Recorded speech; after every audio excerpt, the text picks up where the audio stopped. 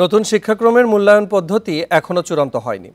অন্যদিকে মূল্যায়নের নৈপুণ্য অ্যাপের জটিলতাও কাটছে না। শিক্ষা গবেষকেরা বলছেন, এই মূল্যায়ন পদ্ধতির আন্তর্জাতিক মানদণ্ড কি হবে সেটি দ্রুত চূড়ান্ত করতে হবে।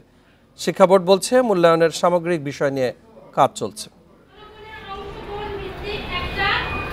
চলতি বছর মাধ্যমিক পর্যায়ে ষষ্ঠ থেকে নবম শ্রেণী পর্যন্ত নতুন শিক্ষাক্রমে শ্রেণী কার্যক্রম চলছে। এই শিক্ষাক্রম অনুযায়ী আগামী 2026 সালে এসএসসি পরীক্ষা অনুষ্ঠিত হবে। নতুন রূপরেখা অনুযায়ী 7 স্তরে শিক্ষার্থীদের মূল্যায়ন হবে। প্রতি বিষয়ে 65% লিখিত এবং 35% দক্ষতা ভিত্তিক মূল্যায়ন হবে। প্রতিটি বিষয়ের মূল্যায়ন হবে 5 ঘন্টা করে। তবে এখনও এটি চূড়ান্ত হয়নি। অভিভাবকরা বলছেন, নতুন শিক্ষাক্রমের মূল্যায়ন পদ্ধতি এখনও পরিষ্কার হচ্ছে না।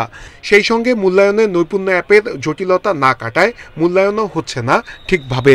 বাংলাদেশের প্রত্যন্ত অঞ্চলে অনেক শিক্ষক রয়েছেন যারা এ সম্বন্ধে কোনো ধারণাই নেই। শুধু ঢাকা শহরের কথা চিন্তা করলে আমাদেরকে হবে না। শিক্ষা গবেষকরা বলছেন, মূল্যায়ন পদ্ধতির আন্তর্জাতিক মানদণ্ড কি হবে সেটি পরিষ্কার হতে হবে। সেই সঙ্গে মূল্যায়ন পদ্ধতি নিয়ে শিক্ষকদের প্রশিক্ষণ দেয়া জরুরি।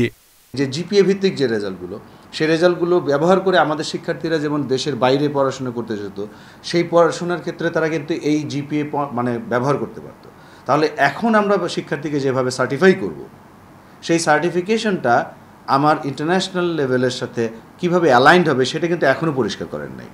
শিক্ষা বোর্ড বলছে, চলতি সপ্তাহে এই মূল্যায়ন পদ্ধতি চূড়ান্ত হবে। এরই মধ্যে শিক্ষকদের প্রশিক্ষণ দেয়া শুরু হয়েছে।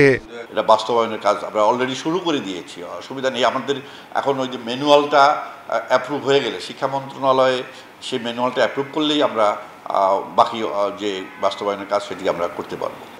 এদিকে নৈপুণ্য অ্যাপের জটিলতা দূর করার কাজ চলছে বলে জানিয়েছে জাতীয় শিক্ষাক্রম ও পাঠ্যপুস্তক বোর্ড।